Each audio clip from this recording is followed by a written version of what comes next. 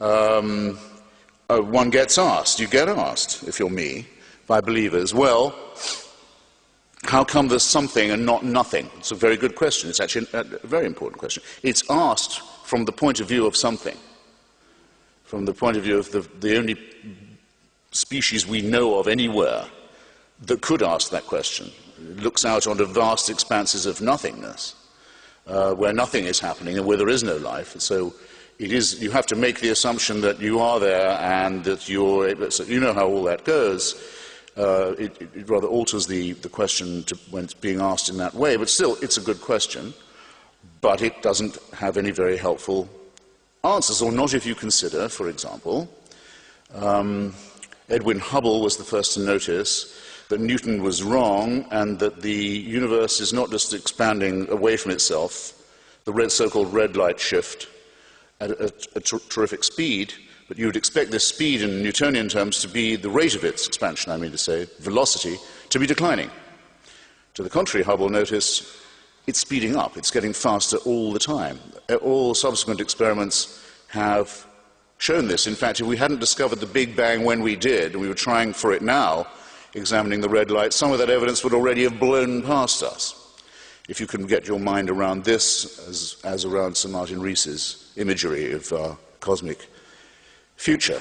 As Professor Haldane used to say, the universe is not just stranger than we imagine, it's stranger than we can imagine. But we know this much, that it's blasting apart very, very fast. A great deal of nothingness is certainly coming to us. There's an enormous amount of nothingness in our future.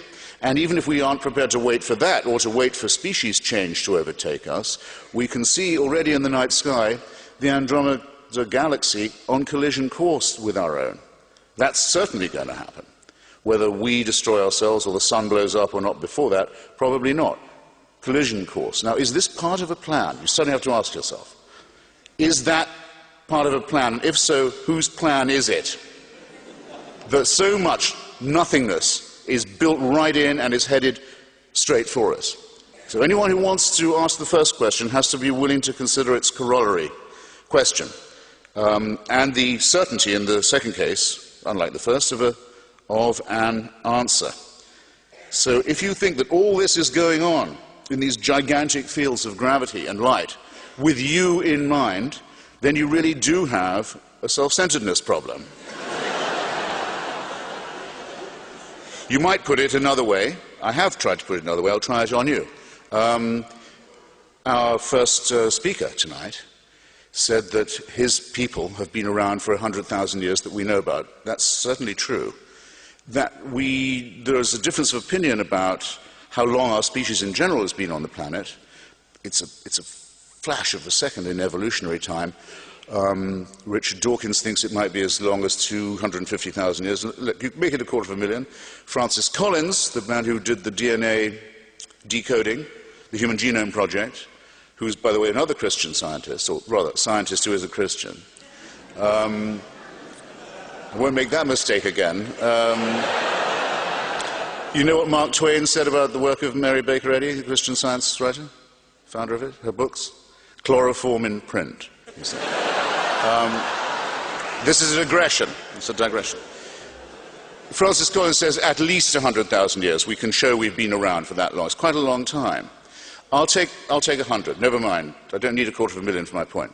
Make it 100,000. 100,000 years, people have been, our species have been around on this speck. Born, usually dying. Actually, a great number of them in childbirth wouldn't have got beyond being born.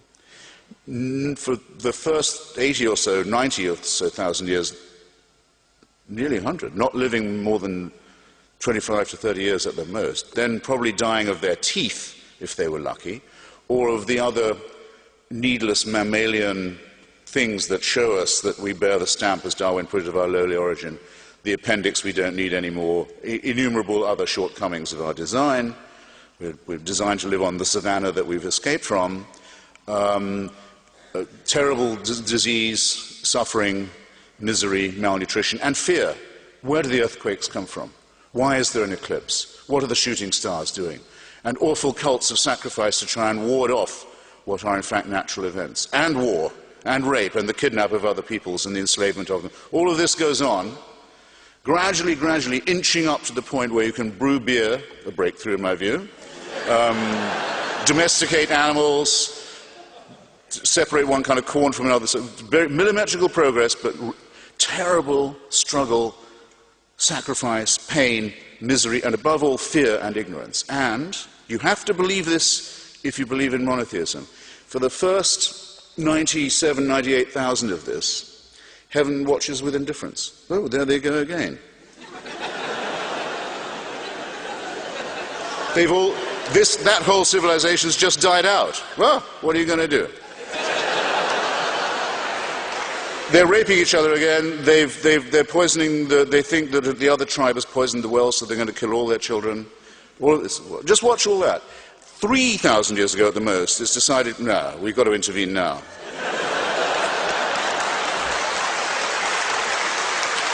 You have to believe it. You have to believe it. And the revelation must be personal, must appear. So we'll pick the most backward, the most barbaric, the most illiterate, the most superstitious, and the most savage people we can find in the most stony area of the world. We won't appear to the Chinese, who can already read.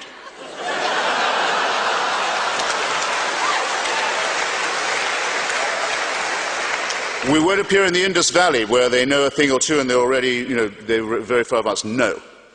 We'll appear to this brutal, enslaved, hopeless, superstitious crowd, and we'll force them to cut their way through all of their neighbors with slaughter, genocide, and racism, and settle on the only part of the Middle East where there's no oil.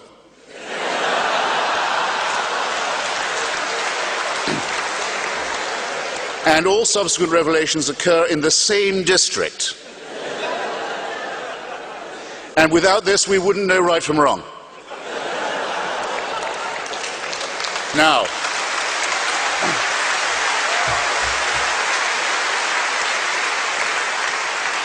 ladies and gentlemen, comrades and friends, brothers and sisters, I know I'm capable of parody and at my lowest of sarcasm, and I've proved it to you, and sometimes I've got paid for it. But in seriousness now, do I seriously misrepresent the situation? You must believe something like that happened, or did not, in order to address the whole question of where monotheism comes from. I would say it can't be proved that that isn't how we came to understand the morality and the need for it, but I would regard it in the light of the other evidence I've touched upon as being in the very highest degree improbable. That is the way we discovered how to think, how to decide how to live with one another, what our duties are to each other, and so forth. And I submit it to you in all, no, I'm not going to say humility. I just submit it to you, okay? And again, if this was the plan, was it made by someone who likes us? Well, that's another question. And if so, why have 99.9% of all the other species that have ever been created already died out? And part of what plan was that? You see, if it is a plan or a design, and one cannot positively prove that it is not, it only restates the original problem. The planner must be either very capricious, really toying with his creation, or very clumsy, very tinkering, and fantastically wasteful. Throw away 99.9% of what you've made. Or very cruel and very callous, or just perhaps very indifferent, or some combination of all the above.